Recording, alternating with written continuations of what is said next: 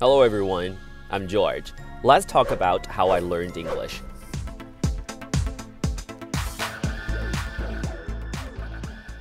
Okay, as you may see, I am in my car right now. Normally, I don't drive that much. I'm driving to my work because I don't live really far away from work. And that is why I would usually ride a U-bike, but these days the weather is not really kind to me. I have allergy problems, and I didn't want to be cruel to myself. So, since it is really cold, it's a very good excuse for me to drive a little bit. So you'd have to excuse me because I'm not looking at the camera all the time. What we're going to talk about today is how I learned English. Since in my previous Q&A video, I talked about I've never learned English in any other country. So this draws more question about my background. Whether I had any relatives that live in another country or not, or whether I have any like foreign relatives. I don't.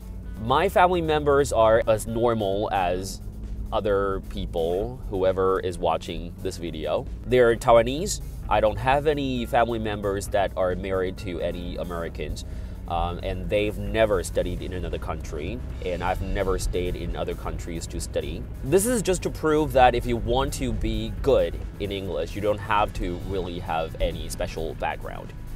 The only thing you need to do is to try to pay attention to the English around you. And this is also something that I've been advocating. So what I'm going to talk about today is how I learned English. I started learning English when I was 8 in YMCA. I was put in the same class as my sister by my parents because they didn't believe in having English tests. They didn't care whether we were on the same level. We were there and we were learning our listening and our speaking, not really a lot from the reading and writing because I was a very lazy person. I didn't want to memorize a lot of vocabulary, and that is why there was even once the teacher asked me to read a word, mother, and I couldn't read it. I didn't recognize that word, and I even cried about it. Yeah, laugh all you want. So what I had was, we would go to the classes, we would listen to a lot of English, and then we would use English with the teachers there. And then when we go home, we would be watching TV shows in English. At that time, there were not that many English TV shows. All the TV shows from America were dubbed in Chinese. So that is why it was really rare at that time for us to listen to English. But thankfully, when I was in elementary school, they started having this function of turning the channel into English. So I started listening to the foreigners really speaking English, not Chinese anymore. You can imagine how weird it is for those blonde hair, blue eyes people speaking Chinese, with the mouth not even matching whatever they're saying. So finally it matched. And we were having so much fun listening to the English, enjoying the show. And the most important thing is, we didn't know that we were learning English. What we knew was that we were watching the show. And when our parents were asking what we're doing, we would say that we were learning English, but actually we're just chilling. We're just hanging out. So that had something to do with the English I have today. And then all the way till when I was in junior high school, I remember the first day that I was in junior high school, the teacher asked us to write down A to Z, and I couldn't do it. It bothered me for a long time. I couldn't read from A to Z because the order was not logical, and I didn't know how to memorize that order. So it took me months to finally be able to do that. This also proves that, well, you know, you have to try to be able to speak and listen first. Being able to memorize a lot of vocabulary does not really mean anything. What I did was I worked hard memorizing the order of A to Z. And then I got lazy again. So I only got 20 out of 50 students in the class during junior high school time. I was not really good. When I was in senior high school, I started realizing that English should be something that I focus on. That is why I started spending time learning, perfecting my English. willingly. I studied in a private school, and whenever the school has some kind of special event, they would always invite foreign groups to perform at school. So there was once there, they invited boy choirs from Vienna to visit our school, and they needed escorts to translate for them one-on-one. And I volunteered. There was an audition, and the teacher asked me a question. The question was, how do you show your hospitality to the people that are visiting Taiwan?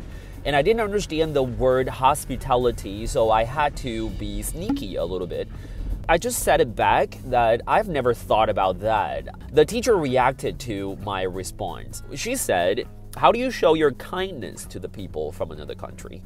And that I got. What I'm saying is, if you don't understand anything, you just pretend that you do.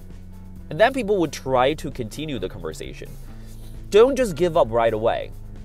Because most of the time when you give up right away, people would either stop talking to you or they would start using easier words, and then you cannot pick up more difficult words.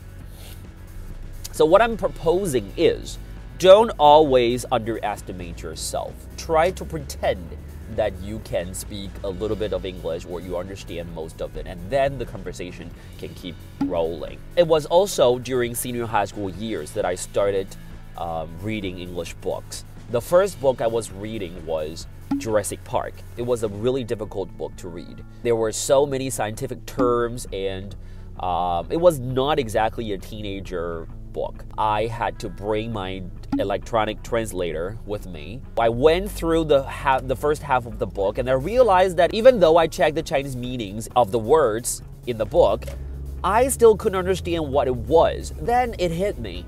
I didn't have to check all the words that I didn't know. The only thing I needed to do was to try to understand from the context. And then I put down my electronic translator and started to really enjoy the book, and that was my first book. Since then, I've been reading English books if it was possible, which is not really a big deal for me because you can put down the book if you don't like it or if it is too complicated for you. You can just go from one book to another. You don't have to finish all the books that you're reading. And that is what I told myself, and it turned out okay.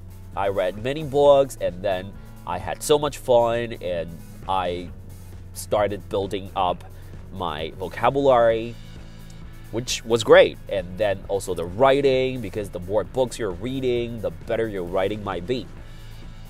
And that is what I'm saying. You don't have to keep telling yourself that you have to finish the book or you have to learn English from a certain thing or to a certain level. You just enjoy learning, and that's it. And that is how I learned English. So if you still have any questions for me, you can leave comments below, ask me, and maybe I'll just make one of these chatting while driving kind of video. If you like this video, make sure you click the like button down below, or you can subscribe to my channel. I'll see you next time. Bye.